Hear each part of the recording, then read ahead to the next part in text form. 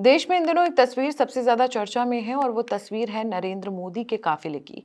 क्योंकि जिस काफिले में पहले कई गाड़ियां नजर आती थीं, अब उसमें सिर्फ 2 गाड़ियां दिखाई दे रही हैं। अब सवाल उठ रहा है, क्या सुरक्षा कम कर दी गई है? क्या कोई नया नियम लागू हुआ है या फिर इसके पीछे कोई बड़ा संदेश छिपा है?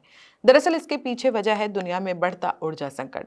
इस समय अमेरिका और ईरान के बीच बढ़ते तनाव और युद्ध जैसे हालातों की वजह से पूरी दुनिया में तेल और गैस सप्लाई प्रभावित हो रही है। मध्य पूर्व दुनिया के सबसे बड़े तेल उत्पादक क्षेत्रों में से एक है।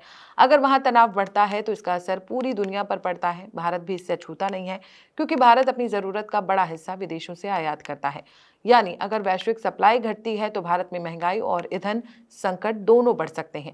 इसी स्थिति को देखते हुए प्रधानमंत्री नरेंद्र मोदी ने देशवासियों से पेट्रोल, डीजल और गैस की खपत कम करने की अपील की। उन्होंने लोगों से कहा कि जहां संभव हो पब्लिक ट्रांसपोर्ट का इस्तेमाल करें, अनावश्यक यात्राओं से बचें और ईंधन की बचत करें। लेकिन खास बात यह रही कि पीएम मोदी ने सिर्फ अपील ही नहीं की, बल्कि खुद भी उस पर अमल करना शुरू कर दिया।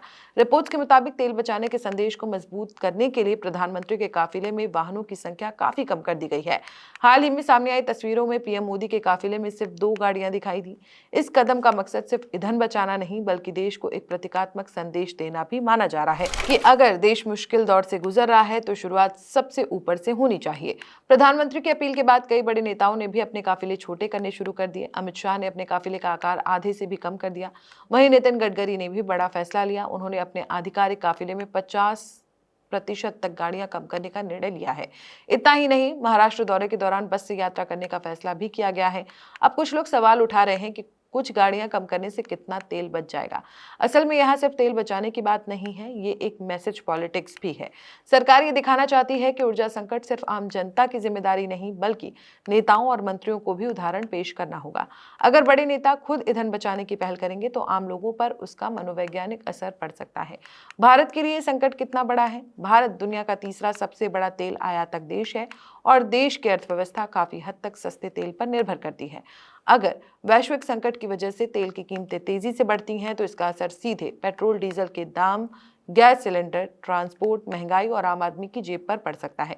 इसी वजह से सरकार अभी से ईंधन बचत को लेकर गंभीर दिखाई दे रही है। पीएम मोदी के काफिले में गाड़ियां कम होना सिर्फ एक प्रशासनिक बदलाव नहीं, बल्कि एक राजनीतिक और आर्थिक संदेश भी है। संदेश ये कि आने वाले समय में ऊर्जा संकट और गहरा सकता है और भारत को अभी से इसके लिए तैयारी करनी होगी।